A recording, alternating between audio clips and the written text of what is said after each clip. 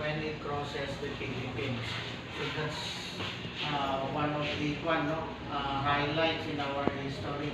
Then in the Spanish period, the first Spaniards was able to land in the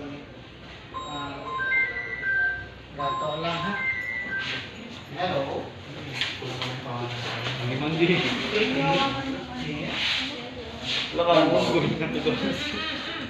Ay, bawal yung touch. Actually, sir, ako kay Juan Saturday.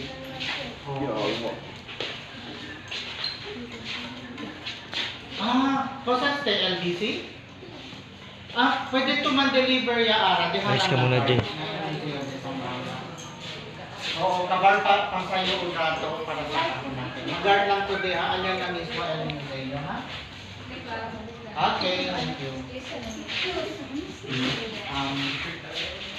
So, in the Spanish period, the first arrival in Zamboanga City was in 1585 by a Jesuit Spanish priest. No?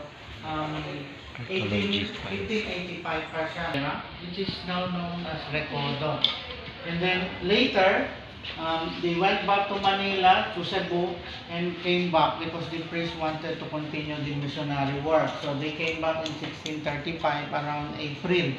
But they still have to decide whether they have to rebuild it in Caldera or put it somewhere else, wherein they decided to put in Kagang-Kagang, now what we call as Rio Hondo. So nandun na ngayon yung Pilar. But in 1663, they left, went back to Manila because there was this Chinese warlord who wanted to attack Manila. So they got all their, the soldiers back in Manila to defend Manila. But fortunately, this warlord, mayroon pa silang dianaanan isang lugar na they tried to conquer and he died there. So they were not able to reach Manila. So the priest again wanted to go back in Zamboanga City because it was left idle more than 50 years. And then in 1719, the Department of Interior. And then in 1936, under the Philippine Commonwealth, Zamboanga became a chartered city. Actually, 3 beses naging city yung Zamboanga. Yung first time was during the Moro Province. It was elevated to city status, kaya nagkaroon tayo ng American mayor, si Mayor Bader. But unfortunately, when it was abolished, so na-revert back to municipality yung Zamboanga.